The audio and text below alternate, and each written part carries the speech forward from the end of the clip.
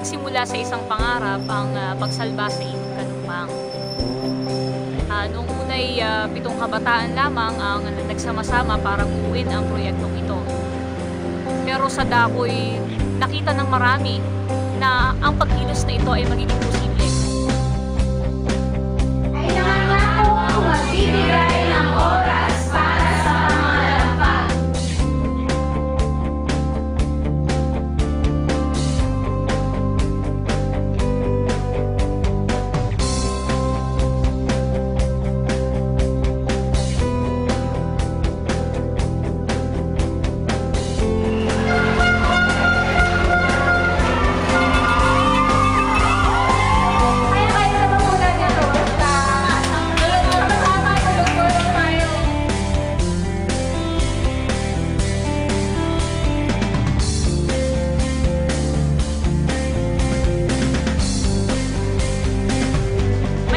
Magligtas na namamatay na ito.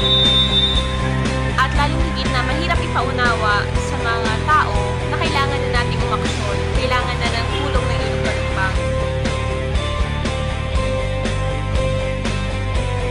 Natutuwa ako na ngayon hindi na nabibigyan pansin ng kalagayan ng Ilog Kalumpang. Kung patuloy na magkakasama-sama ang barangay, ang mga kabataan, at ang iba pang sektor na mamamayan sa lipunan, hindi na magiging imposible ang dating pangarap.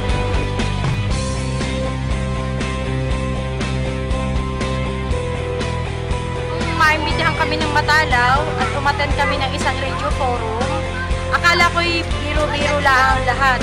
Ngunit habang nagdaraan ang mga sandali at araw, nalaman ko na ito pala'y isang advokasya, isang hangarin para maisalba ang kalalagayan ng Ilog Kalumpang sa ngayon. Masaya kami